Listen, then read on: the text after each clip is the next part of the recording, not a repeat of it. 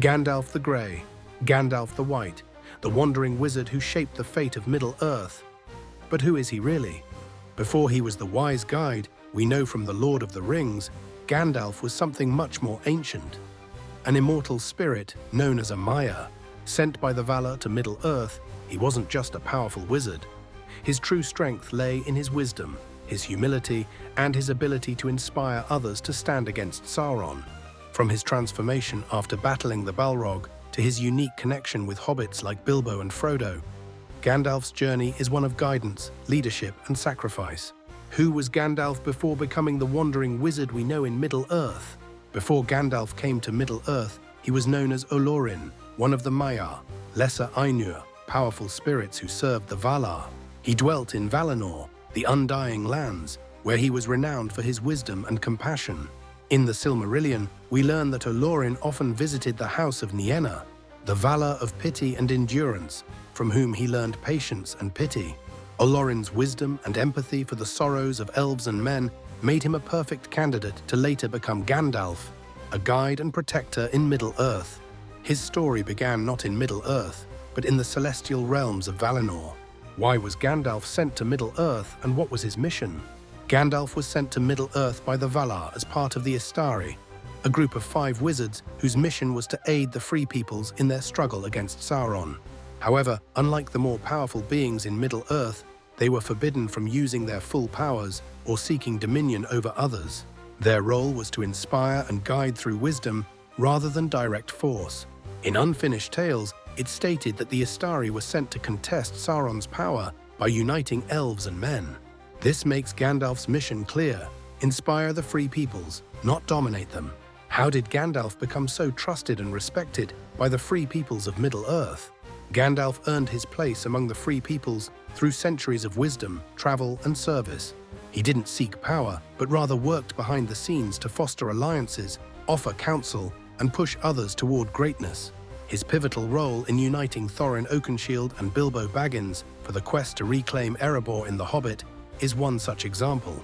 By recognizing the potential in even the smallest and most unlikely individuals, like Bilbo, Gandalf established himself as a trusted guide.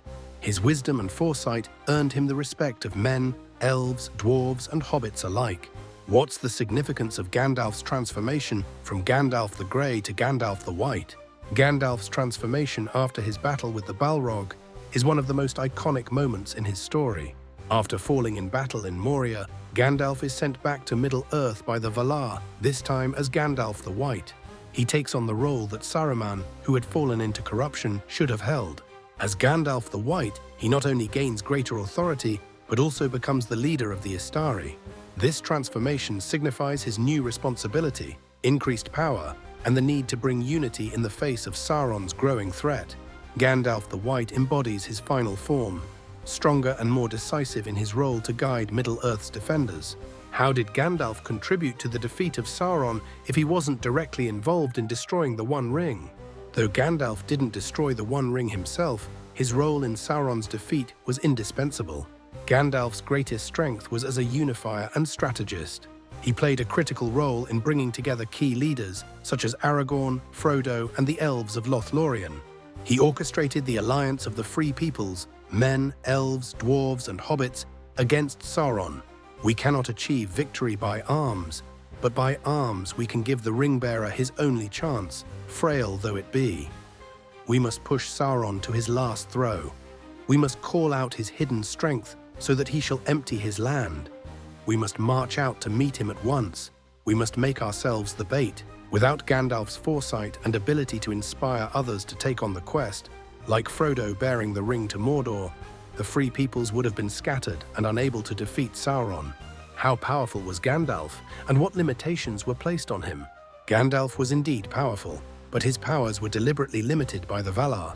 As one of the Istari, he was not allowed to use his full abilities to dominate or control others. Instead, his strength lay in guidance, inspiration, and subtle magic.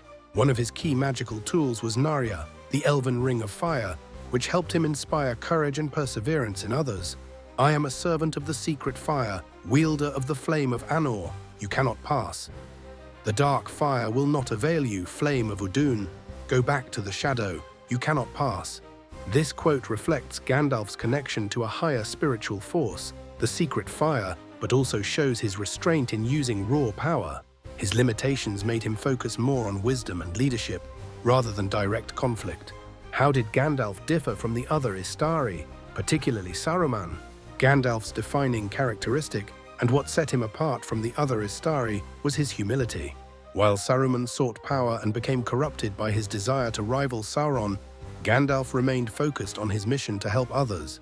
He never sought control or dominion, but rather inspired and advised.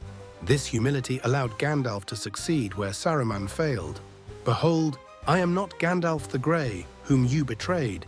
I am Gandalf the White, who has returned from death. You have no color now, and I cast you from the Order and from the Council." This moment marks the complete downfall of Saruman, as Gandalf takes his place, symbolizing that wisdom and humility are stronger than pride and ambition.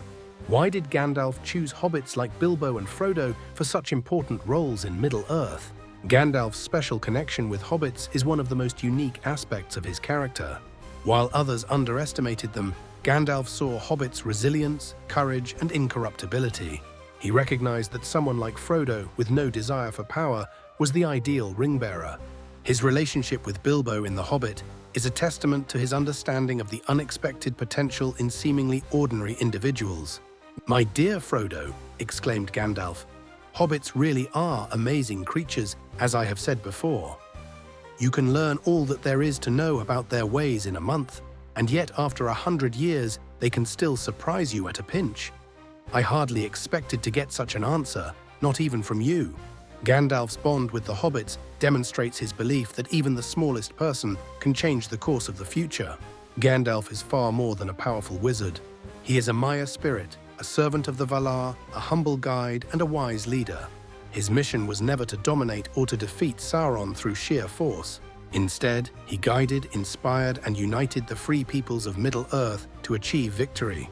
From his origins as Olórin to his transformation into Gandalf the White, his story is one of wisdom, humility, and the belief that even the smallest and most humble can make a difference.